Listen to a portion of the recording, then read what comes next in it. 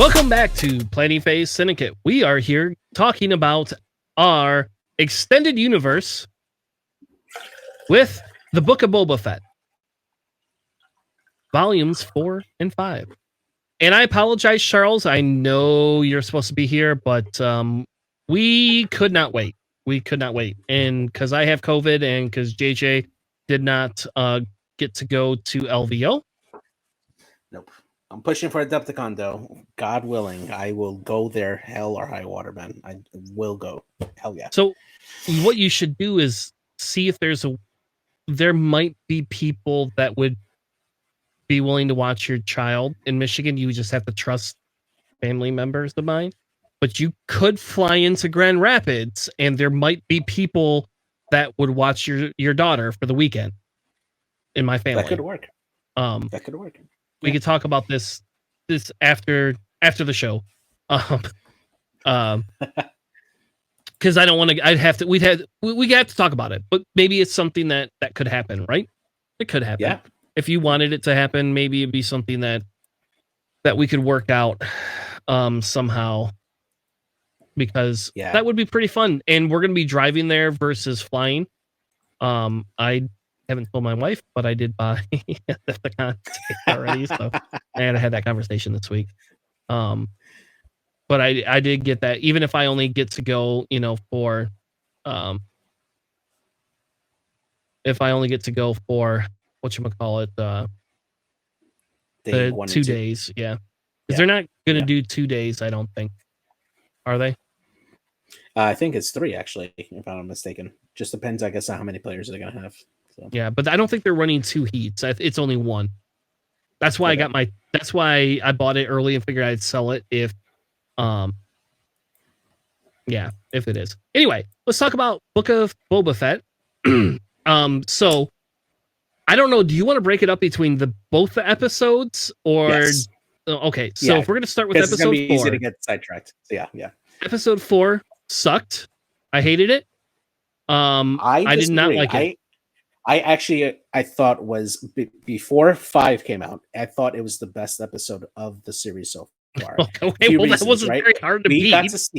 We got to see Boba actually be a little more aggressive and kick some ass before he became the Daimyo, right? He came in, he saw what he wanted to get, he got it no matter what he wanted to do, and he kicked some ass. I desperately wanted him to drop a damn seismic charge on the damn bikers. I really wanted that to happen, but I was glad that he just went in for the range 1 fearless shot. It was fine. The one part that really upset me was that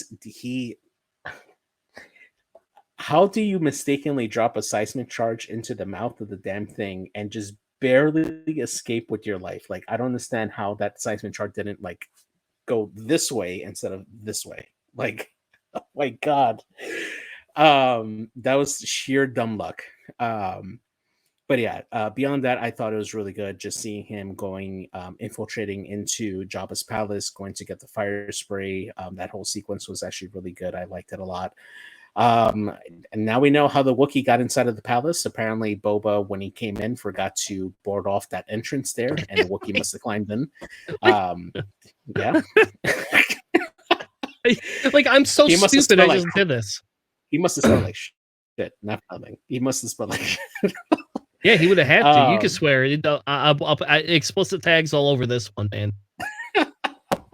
So yeah. So that was a good episode. I enjoyed it a lot, and I'm excited to see what else they're gonna do. Now, when they ended that episode and they started playing the Mando theme song, I'm like, yes, we're gonna see Mando probably with Bo-Katan and everybody come in, and they're gonna start kicking some Pike ass. I was excited for that.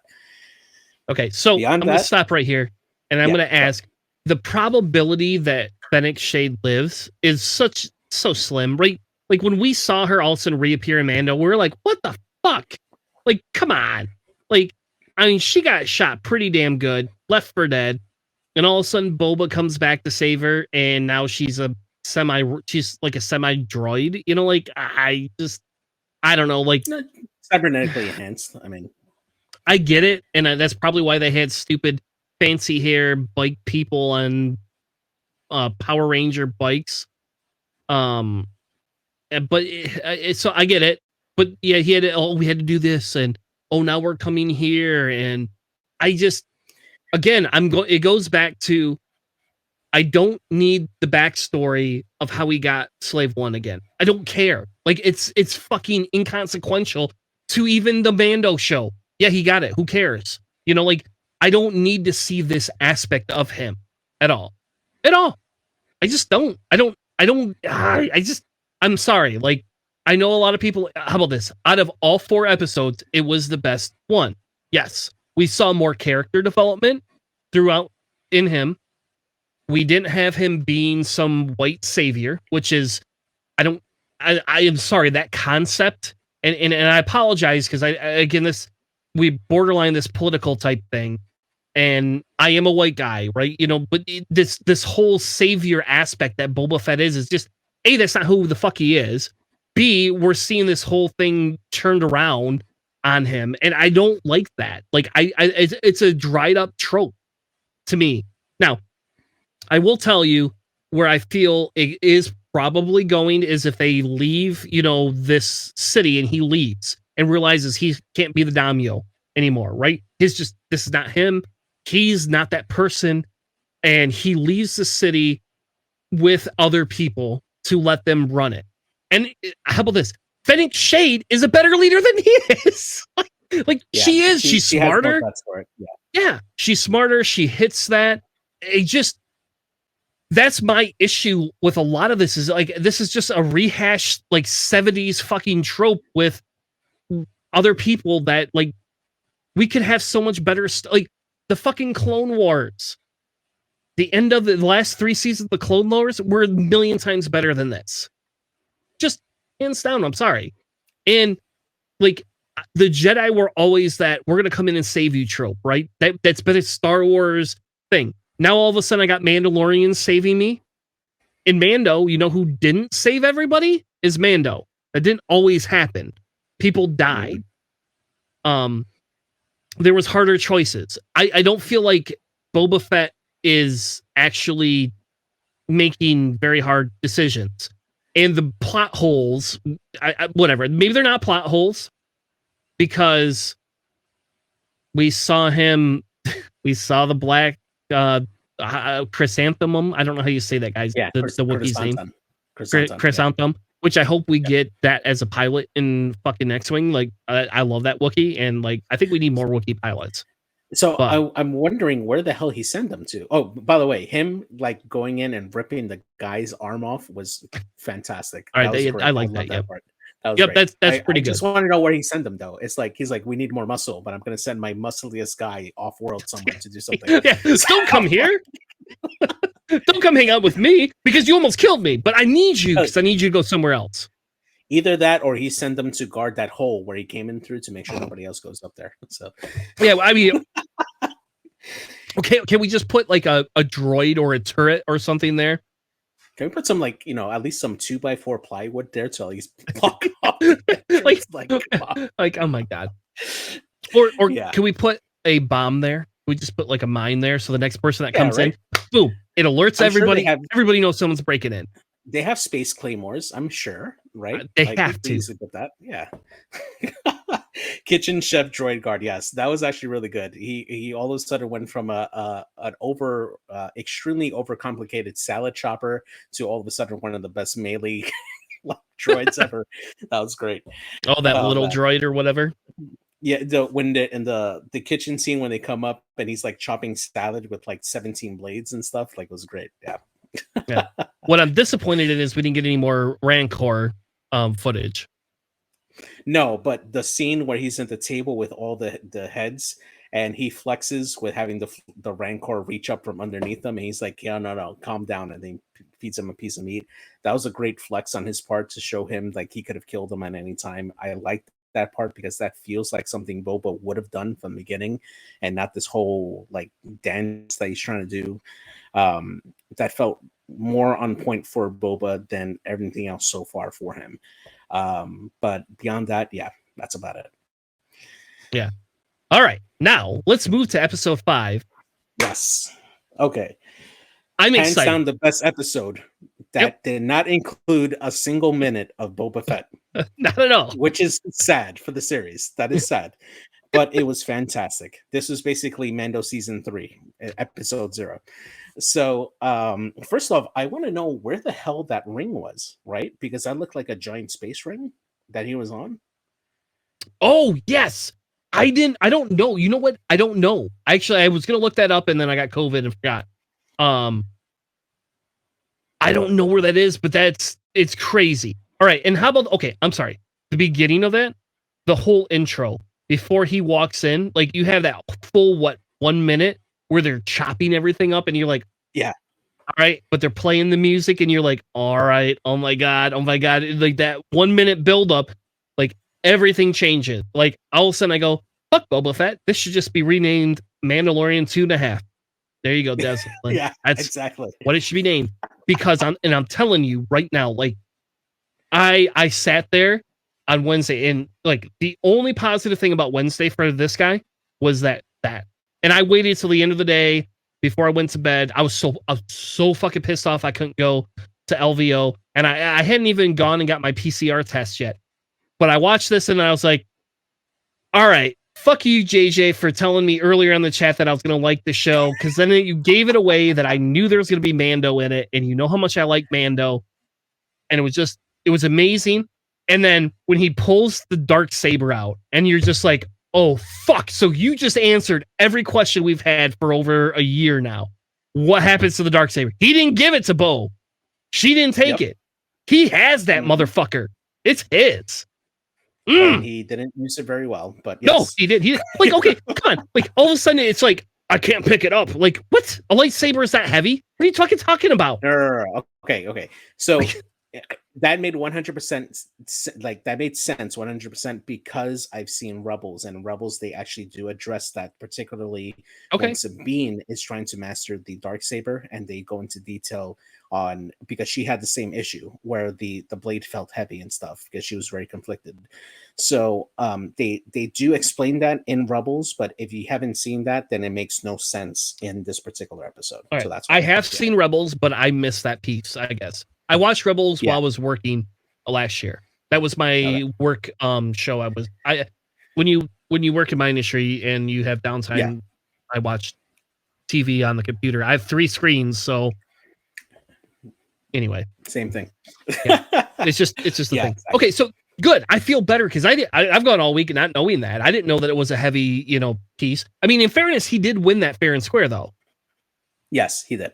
He did. This is not like a curse type thing where he took it from him. No. Now, I don't know, in the Darksaber mythology, do you have to kill your opponent or just defeat them? From my understanding, it was just defeat. Yeah, it was just defeat. The Death Watch took it the step further to say kill. Okay. And I actually wish that had been rated M, because I would have rather actually him killed Moff Gideon. And like the biggest mistake is Star Wars is everybody lets everybody fucking live. Stop doing it. The bad guys have it right. They don't let you live. They kill you. That's what fucking the Republic and the Rebels and the Resistance, all these motherfuckers should be doing. Except for Anakin. And look, Anakin lived how fucking long? Well, to be fair, they probably tortured the crap out of him for information on the Empire. Great, but guess what happens when he breaks out and gets out? Come on, and like, don't tell me that's not going to be an arc in Mando 3. And now, I guess now we're getting into spoilers that I haven't even thought about. But I believe that's going to be an arc in Mando 3. I could be wrong. I mean, how about this? That character that plays him, Moff Gideon. I don't remember the guy's name. I love that guy. That guy is one of my absolute favorite actors. Yeah, he's good. I forget his name too, but yeah, he's been in a lot of things. But yeah, he's really, really good. Yes, because he is in. So like, have you ever watched Community? The show Community? Yes. Mm-hmm. Okay, he plays Chevy Chase's stepbrother in that. Yeah, that's right. Mm-hmm. In the digital, which is my favorite episode of that whole show. Now we're tangenting. That's what happens when you talk to me about tangenting things. Like, I'm just going to tangent. Now we're going to talk about Community. I'm going to look that guy's name off a minute. Yeah. But the one part I did like was him actually finding this. First off, just dumping the head on the table, and he's like, I'm out. Just pay me, and I'm out. So he goes to see the remnants of the Death Watch faction that was back on Navarro, and only seeing Pax Vizsla and the Armor. They're the only two left from all those Mandos that helped him out on Navarro. Like, man, that sucked. Like that, the rest of the Mandos actually died.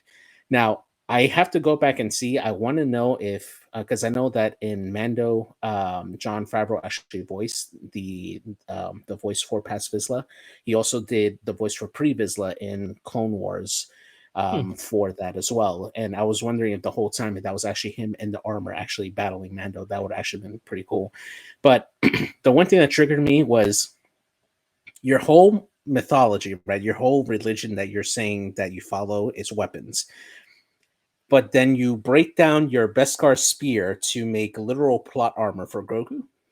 No, it's not armor. It's chainmail. It looked there were links. No, it's a little ball. It's a ball. I'm telling you right now, it's a ball. Because he lost that ball from his ship. Yes, he doesn't need it. You don't. Okay, I do not think he needs that stupid spear at all. And it doesn't fit his fighting style. The Darksaber does not either, in fairness. But the Darksaber is closer to his fighting style because he is close combat. That's him. He's a close combat character.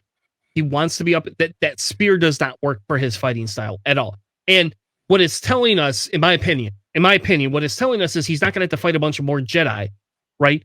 We've got the one saber from the one person we're going to fight, which is good because that means we're not going to see a bunch of Sith motherfuckers show up here, which I'm excited about and disappointed in at the same time because I really like the Sith, theology and mythology and everything. But I'm happy that we're not going to see a bunch of Sith characters show up.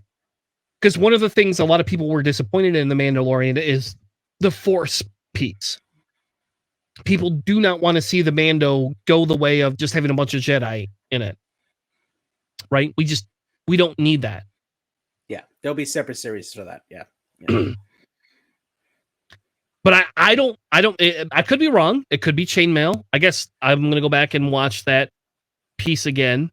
I do not think it is, though. I think more or less that it's got to be something for Grogu, like a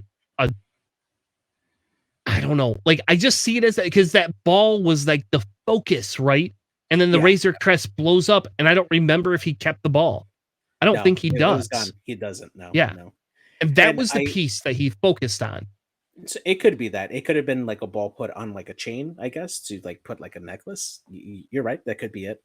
I still think though it's like armor for Grogu. I think that's what it is, honestly. But so then after that part, after he has his fight with Paz Vizsla with Paz Vizsla, and he still retains the control of the Darksaber. The way that he manned up and actually admitted that he had removed his helmet, and now they're going to send him down to the mines of Mandalore. The whole part where he goes into space TSA and they have him remove all his ammo. Oh my god, I was so triggered. I was like, if Space Southwest makes him lose if they lose his luggage and in effect lose the Darksaber over like that thing, I would have like quit the episode after that. But thankfully they didn't do that. But oh my god, Space TSA. Oh my gosh. Yeah, which is weird that he just wouldn't have contract. This is another one of those things I think is dumb. Like, I think that was a dumb point to make, to say he doesn't have a ship, therefore he has to fly public flying. He could have hired a private pilot. We know he has some sort of money. Yeah. I don't know. Like, those are some of the pieces I think are stupid. And I hope that doesn't bleed into Mando 3, honestly. I am excited to see him. I am very excited because I feel that episode 6 this week is going to be him going into the mines and no more Boba Fett. No. I think they're just setting that up for Mando. I think they're just going to go back to Boba and have him deal with all that crap there. But no, he's supposed to be helping Boba deal with that. That's the whole point of him calling. I think that he won't make it in time, honestly. I don't know. I that's my guess for it, but yeah. So so he makes it finally to Tatooine, and he speaks to Amy Sedaris. Which, by the way, this episode was directed by Bryce Dallas Howard, who was on Jurassic World, right? There is a scene where she's being dragged by the stupid monster in the thing, and she's like trying to hang on to the side. That is classic Jurassic Park, that particular scene. I was just laughing my ass off because she was like kind of making a call back to that. But then having when she reveals the modified N1 to Mando in pieces and stuff, oh my god, like I literally went online. I'm like, please tell me this is not like Anakin's N1 starfighter that just happened to crash on Tatooine, something like that. Thankfully, I was like actually going through frame by frame of episode 1 and taking a look at the starfighter that he was going on. The actual symbols are unique. They act like pilot names that are added onto each one of those N1s. And luckily, that's not his. I was hoping that would be like Rick Olay's or something like that, but so far from what I could tell, it wasn't. There were 2 very visible ones in episode 1, and neither one of them match the logo that's right next to the pilot star there.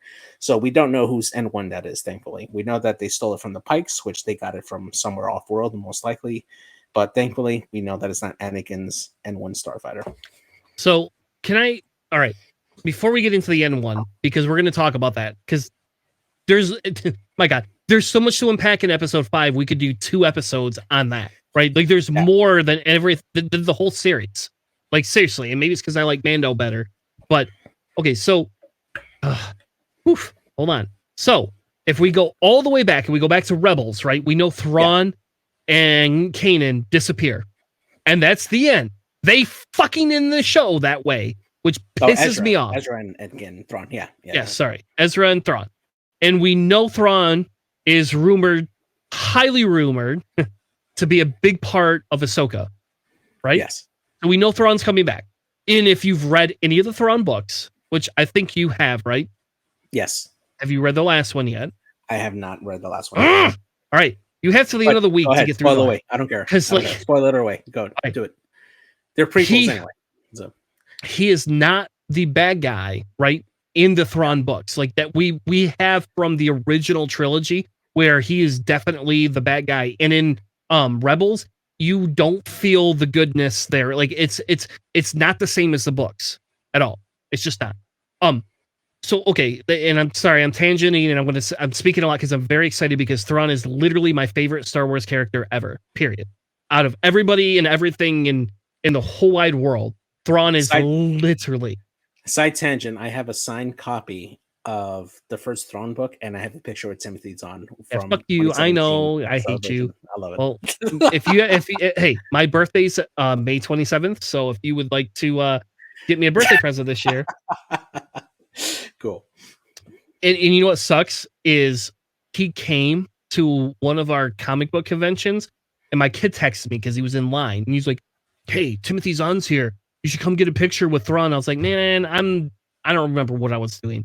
And I ignored it. And now I regret everything about that. Cause for $30, I could have taken every one of my Thrawn novels and had every one of them signed and had a picture with them for $30 fucking dollars.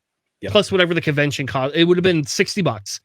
I could have, for $60, I could have everything signed and I could have had it. And I just, that's how much I like Thrawn. Like my template case and all my templates are Thrawn templates, even though X-Wing has no Thrawn in.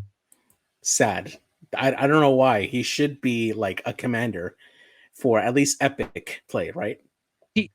And he's in Armada. Yeah, and but he's nobody great in Armada. Yeah, plays Armada with me. So, and I don't know. I don't own any Armada. Anyway, so all right. So let's all the way back to the beginning. The beginning tangent, right? Yeah. So we know in Rebels, Thrawn and Ezra disappear, and that's done. It's over with. That's how they end the show, which is bullshit. And fuck Disney forever doing that.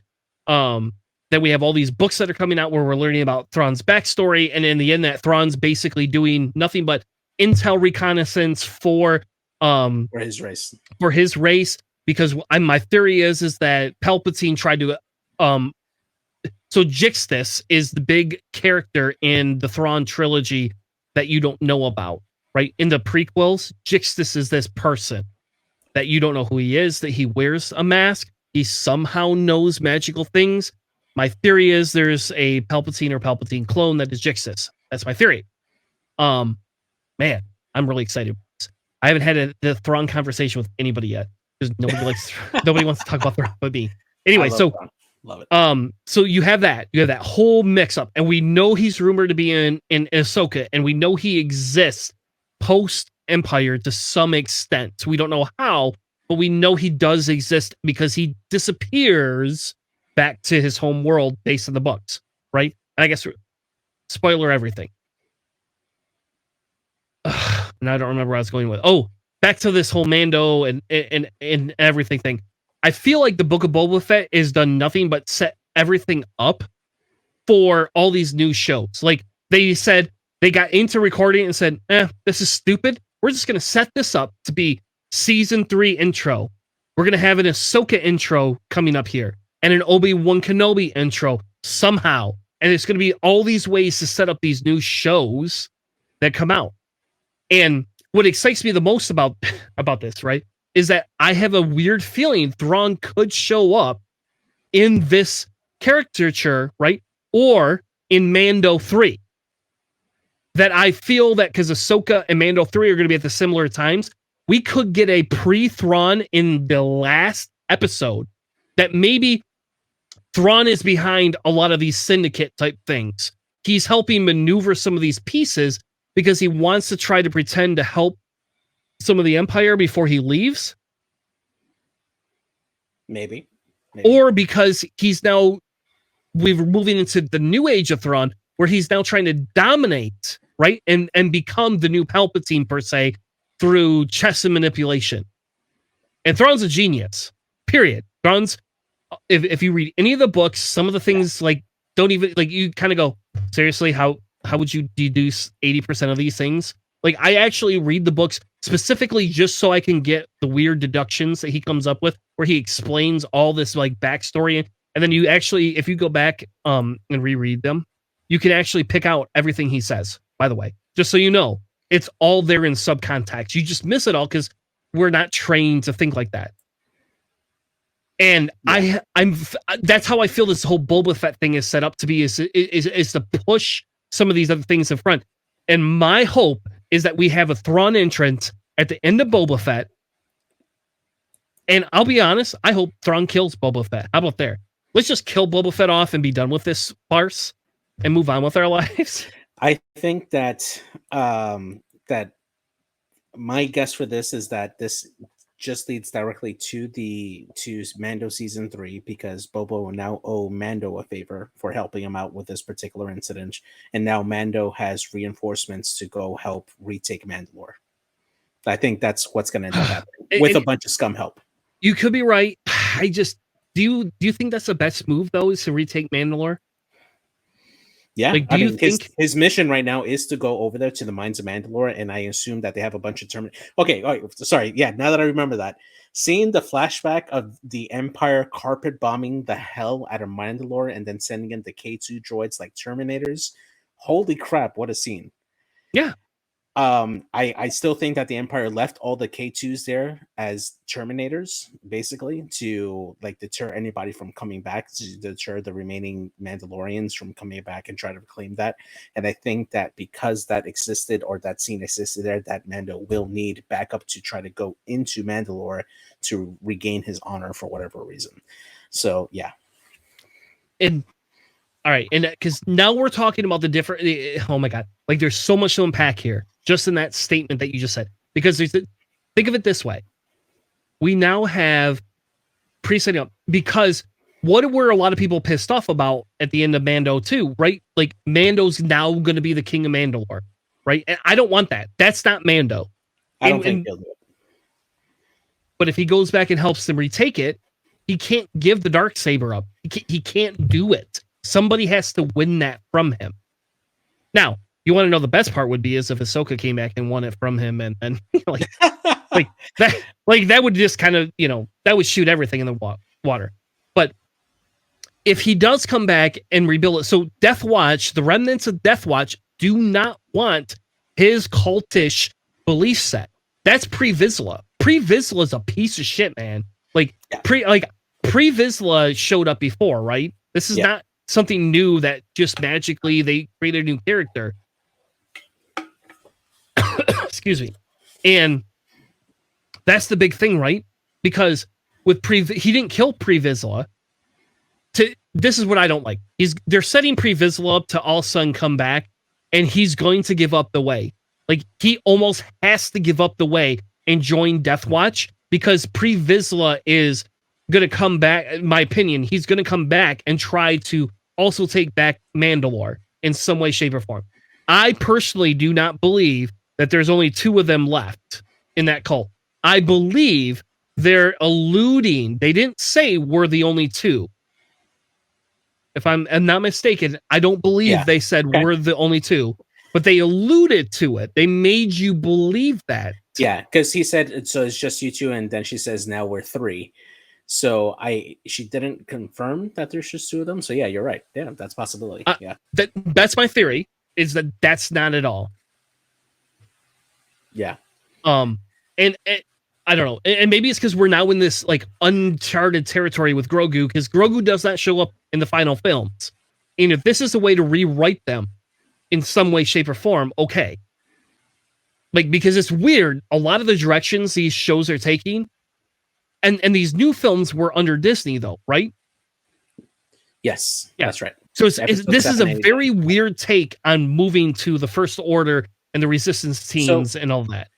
So long term, what this could lead to, right? Because we know that at the end of episode 9, or towards the end of the episode 9, part of the final order was that Palpatine orders an attack on all 3 systems, right? What we don't get to see, we just know that a lot of the free worlds resisted and blew up a lot of the Star Destroyers that came out to blow up the worlds, right? It would be great as towards the end of the Mando series, as them reclaiming Mandalore, that they do now have to take on Imperial Star Destroyer, or the newer Imperial Star Destroyer, and try to take that on, or even a Super Star Destroyer, because we do know that that was part of the fleet out of Exegol that comes out to try to just wipe out the worlds to finish off Mandalore. So I think that would be a very great final boss for Mando, to eventually establish a foothold in Mandalore, and now having to fight off the remnants of the Empire, the Final Order. I think that's something that they could set up down the line for it. So. Yeah, and you're right, and maybe that's where they're going to go with it. And I'm a little bit more accepting. How about this? It would make sense if Mando goes back to. Oh my god, we could talk forever about this. And I know it's already 11. But you could go back to the time where Mando gives up the way, and he fights Pre Vizsla. The end of Mando 3 is him giving up the way, becoming part of Death Watch. Death Watch essentially has taken over either New Mandalore or the Mandalore, one of the 2, right? Either it is the original planet, which I have a hard time seeing that it's they're a half planet technically, but yeah, exactly. They're better off going to the moon, aren't they? And living on the moon than reestablishing on Mandalore. So they could be setting that up, and then that's where Mando disappears to until the final. And the other thing is, we could see Grogu come back in, right? Because he either fails as a Jedi, right? Or or Luke has a hard time training him, and because we know Luke has one failure, and it's with Kylo Ren, not with Grogu. So what happens in between then and Kylo Ren? We don't know. We don't have that whole setup, right? So Kylo tries to stab Grogu. Grogu has Beskar armor, and he escapes. Oh my god! Fuck you! No, oh, that would be awful. Oh my god. That's what I'm saying. Chainmail, man. Chainmail. And how about this? You want to know what the best thing Disney could do? Kill Grogu off next season. I'm dead serious. Like, let's create a tragedy story here. And this is where Disney fails at a lot of things, right? When we talk, so I'm sorry, I'm going to bring it all the way back to the Book of Boba Fett, right? Where are they failing? They're failing to create character diversity. They're failing to give us anything other than pre-contrived bullshit. Boba Fett's this white savior coming in to help everybody, and he's better than the Tuskens. They never could do anything without him, but yet they defeated him. You know, he somehow got out of a Sarlacc pit, and he now has all his shit. Huh? They killed all the Tuskens, though. They didn't kill all the Tuskens. They killed the one tribe of Tuskens that he sponsored.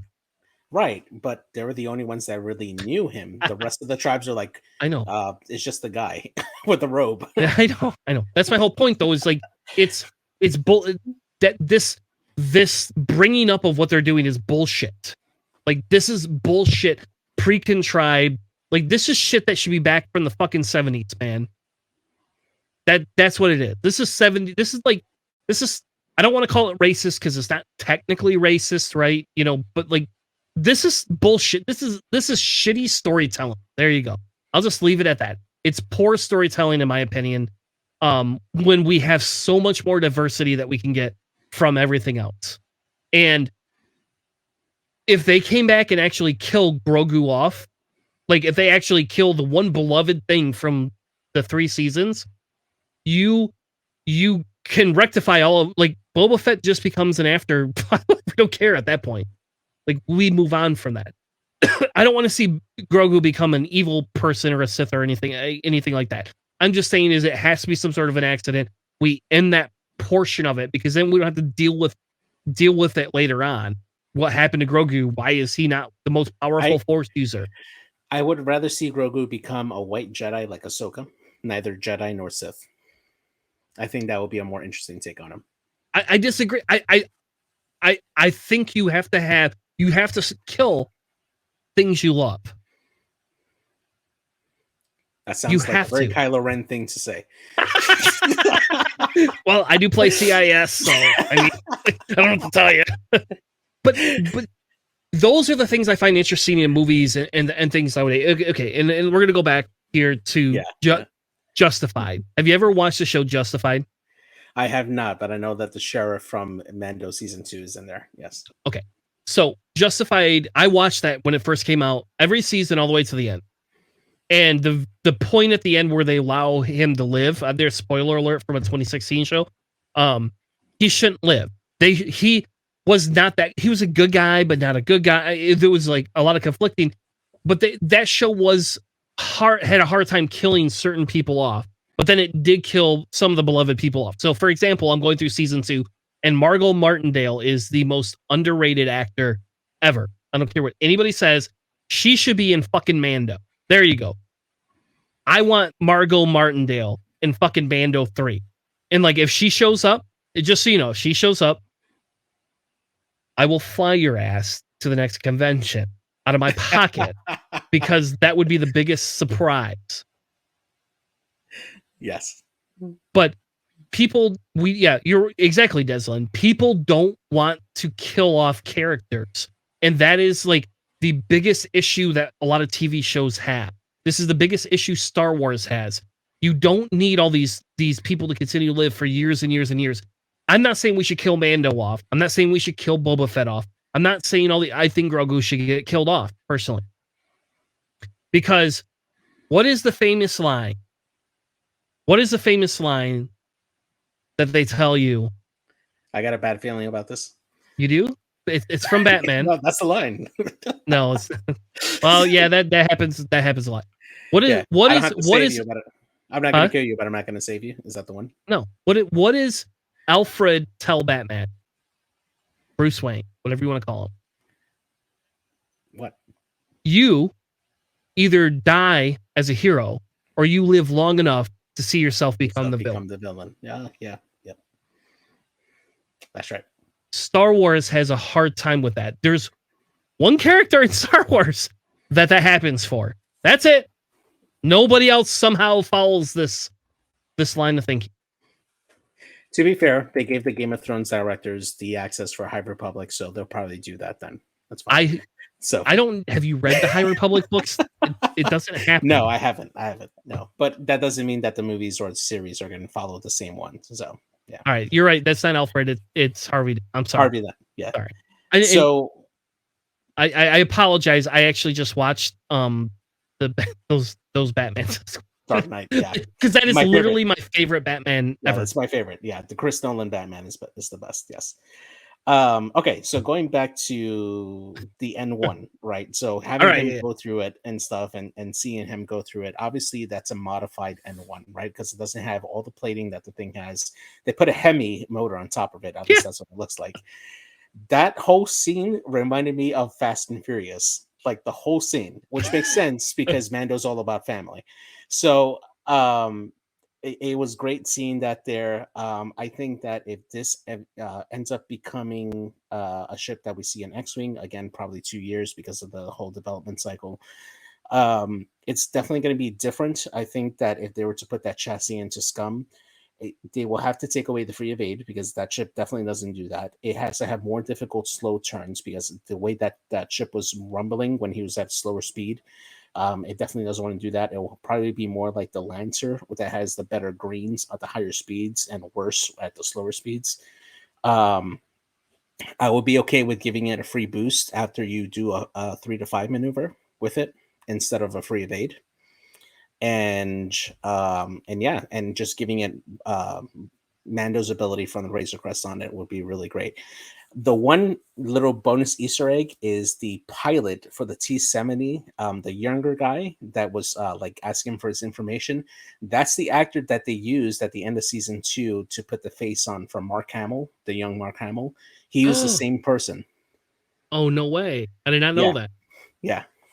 That was really great when I saw him. I was like, oh, snap, that's the guy. Because I saw the behind the scenes for that. Yep. And yeah, they used him. So yeah, that was really cool that they gave him that. So yeah. So how about this? This is my theory for that ship. This is what in my opinion, this is what they should do with that ship, right? I agree with you on the no free evades at all. There's none. I would almost say maybe no boost, maybe like a free focus, right? If you do the higher speed maneuvers, or maybe a free calculate because he hates droids, so it's just like a big middle finger to him. Um, but my theory is all the lower maneuvers are red. Every one of them are red. Every 1 to 2 maneuver is red.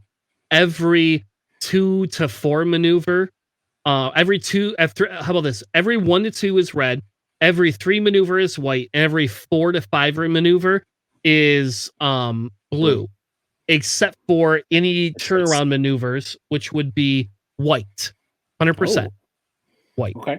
Now, on top of that, I believe it should come with charges, right? And these charges will have two different functions. One, they don't reoccur. You have to take an action to recharge them. Okay. Yep.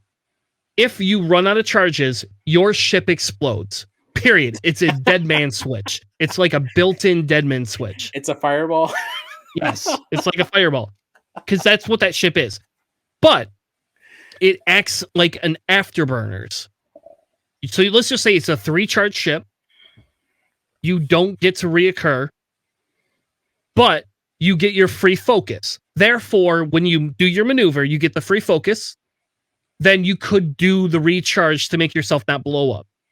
Okay. But you could also spend that charge to do an extra a boost maneuver. And I would almost dare to say maybe it's an overdrive thrusters boost maneuver. Could be wrong.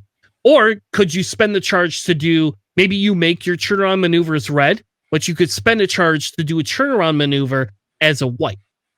Oh, yeah, that to reduce difficulty. Yeah, that'd be cool. If you do a red maneuver, you lose a charge. Yeah. So if you go 1 to 2 forward, you lose a charge. Do you give that ship a slam action? No, I think you allow it to have the mods. All right. Okay. The reason why I think that is because of the way he accelerated, like immediately away from those X-wings. That looked to me like a slam action or a slam maneuver. All right, that's fair. That's fair. He was gone. Obviously, no droid slot. Would you give it an illicit slot and a crew slot? 100% illicit slot, yes. And I would give it I think I would give it a that crew. I don't know because we haven't seen it. Let me. How about a crew only for Mando? A crew only for Mando, and then the rest will have no crew. How about a crew only for Grogu? There you go. Oh, okay. So that's what it's built for. Like that's not built for another human to sit in. Well, or Babu Frick. There you go. Babu Frick. Yeah, Babu Frick. That's what I was about to say. Yeah. I mean, he can also store, the heads of his, cold bounties in the back too, since he doesn't have like a cargo Deslin area. said it's a holding cell. There you go. All right. Yep. That's man. Ooh, that would be so good. You could lock a pilot up and man, we're gonna really change X-Wing here. People would hate that so much. Hey, come here, Fen. Come here. Oh, I hit you. You come into my ship now.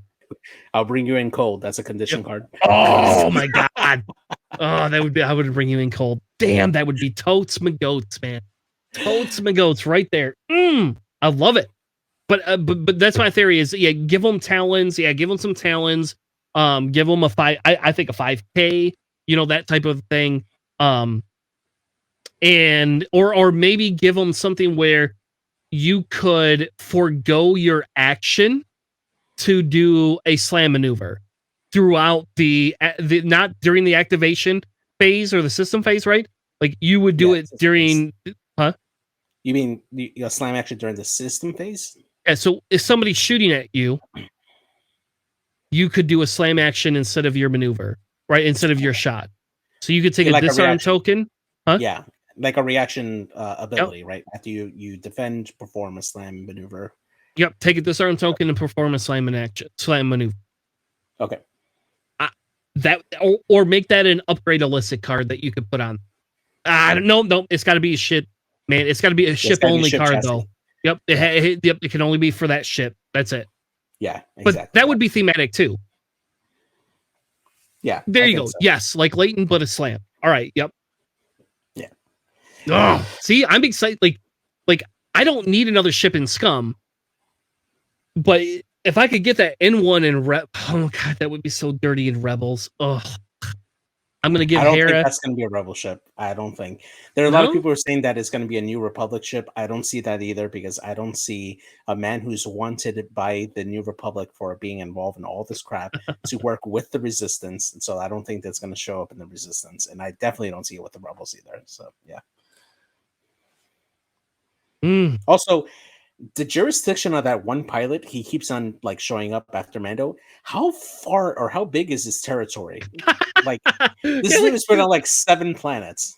That dude's following Mando. That's what we're gonna find out is that he's just been following him and he works for the like some secret service, like underground thing, and he's been following him in his T-70. Okay, so hold on. Think about it this way. What if you took that ship and didn't make it faction that works for Thrawn? Boom! There you go, Deslin. That's the point of the night right there. Works through Thrawn. Oh, god damn it! That would be inside the N1. No, Thrawn would never get an N1. He would be in a defender. Actually, in fairness, but all right. So if we go back though, let's go back to the ship for a second. So think about it this way: what if this was a ship that you could have in different factions, every faction? And you would just be able to hire it. Like it's a hired gunship. So it came with a condition card hired gun, which would then do something different for the opponent, but would allow you to take that ship and that pilot in any faction at any time. They already have that for Epic. Okay, so make it for X-Wing. You mean for standard? Yeah. With objectives? Maybe. Not with objectives. No. Like okay. No. So yeah. So sure. It's similar to like the bounty hunter type thing that you could put in the different factions that they did. But so that's closer than the Epic thing. But yeah, like make it so that you could take that N1 in any of the different factions, and you could have different costs or different restrictions based on it. Because you could create a whole pack where it's a universe. Like I'm helping you sell shit, AMG. Every fucking player would buy this. You're cross-factioning this shit right here. But you can have that in there, and then so like everything is a different cost based on what it does, maybe different mod slots, different things. You could have one pilot. Let's say you have one pilot. It's a one pilot only ship. Fuck it. Just say it's Mando at that point then, right? And it could be grabbed across maybe everything but CIS, really.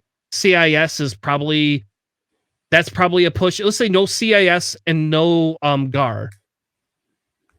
Anything after that, technically it could, because he existed during Well, technically, he probably existed during all of them, actually. But we know for a fact he exists during, as an adult during every other faction. Yeah. Unless they kill him off. Exactly, yeah. So he could be Rebel, Empire, any of these other things. That's what they should have done with Boba Fett, actually. Boba Fett, they should do these cost to hire. They will. I still think that they will introduce a new Boba Fett card. That's more of a coordinating like type ship because he's the Daimyo now, so he's trying to win everybody with respect, probably by giving free actions at range 1 or something. I don't know. That's probably what Deslin, you cannot have Kylo in a defender, not unless it's going to cost the same points value as Vader. It's an I3. Oh my god! All right, fine. We're going to do that. Deslin, you send us your Kylo card. We'll put a defender on the table in that list, and we'll call it. I'm okay. I'm okay with Kylo and defender as long as it's resistance. It's fine. He's dead. He can't be in resistance. This was before he turned to the dark side. No, he was not part of resistance. He was a Padawan. Yeah, it's like baby Kylo, baby Wedge. You know, they weren't part of the resistance. None of Luke's endeavors had not. That's why resistance doesn't have Force users except for Rey. Because they didn't have that. Like, before Kylo killed everybody, they weren't part of the resistance. It's a whole separate faction, man. All right, cool. So I think we're going to call it a night for now. But yeah, this is good. All right. Kylo Defender. There you go. That's something to think about. You thought Vader Defender was scary. How about Kylo Defender for 85 points? There you go. You want to talk about something scary? 3 Force, Kylo Defender, 85 points. The scavenged side defender with no base ability, no free evade. Sure. No free evade? And 2 less shields. Sure. No, FO would be better because they would improve on the defender. Okay. No, I'm still having him resistance. Yeah. Why would they get rid of the you can't have a defender in resistance? That's no way. The reason the official reason why the First Order does not have a TIE defender is that the only factory for TIE defenders was on Lothal, which was destroyed at the end of Rebels. And since then, and since Thrawn was the main person who actually was engineering the TIE defender, the only remaining portions of it were just remains that showed up in the attack on Hoth from Empire Strikes Back, and then of course in the Battle of Endor, and then I think there may have been like 1 or 2 in the Battle of Jakku, but that's it. They weren't in production anymore, so that's why we don't see them like beyond that. Deslin, if you have a picture of a First Order defender, send it to us. 100%. I did not know that. That's news to me. I don't read the comics, so maybe it's from the comics. I can see JJ's Googling it right now. He's sitting here Googling this shit. I'm literally Googling it right now. All right. So Deslin, send that to us. We'll talk about that next week. JJ, take that. That's a note for next week. We're gonna have that. We're gonna have hey, Charles not gonna know what the hell's going on. We're gonna be like, hey, let's talk about Kylo and a defender, and he's gonna be like, what the fuck are you guys talking about? I'll be like, oh, hey, we had a whole conversation on After Hours or on our Universe Extended show. So, all right.